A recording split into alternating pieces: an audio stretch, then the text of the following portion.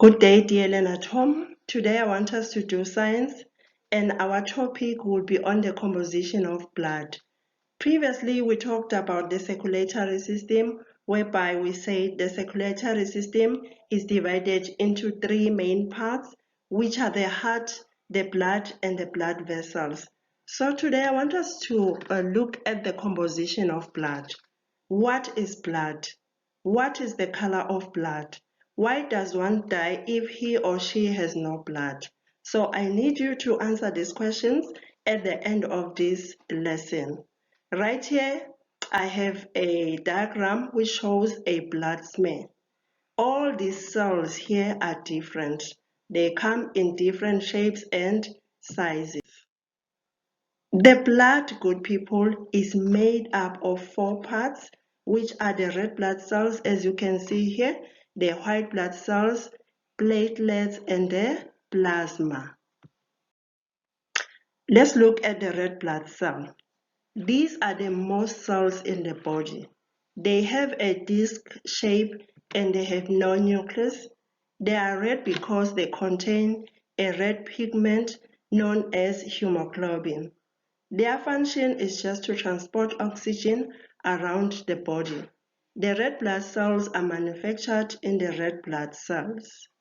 Let us move on to the white blood cells to see the difference between the two. These are blood cells that have a nucleus and they are colorless. They are larger than the red blood cells and there are much fewer than red blood cells in the blood. Their function is to protect the body against infection. They do this by attacking germs and killing them.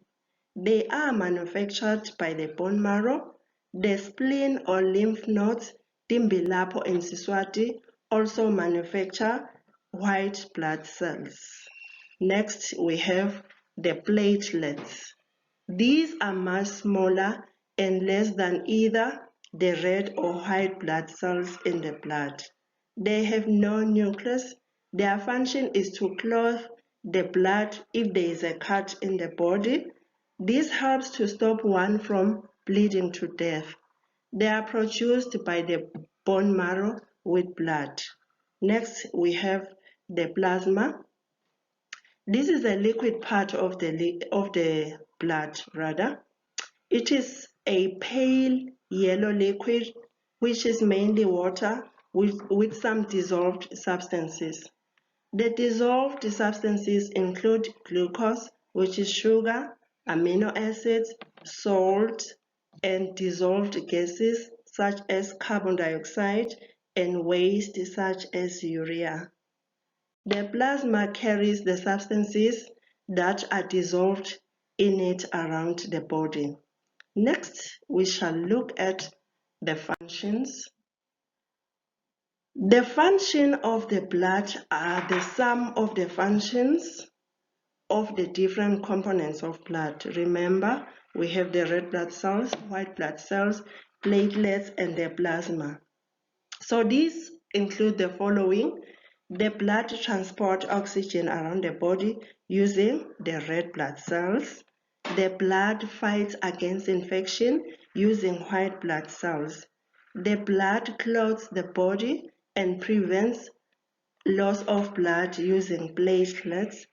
It transports nutrients such as glucose and amino acids using plasma. It also transports carbon dioxide using the plasma. It transports waste such as urea to the kidney using plasma. Okay, remember my questions at the beginning of the lesson. You do answer them. Thank you guys for listening. See you next time.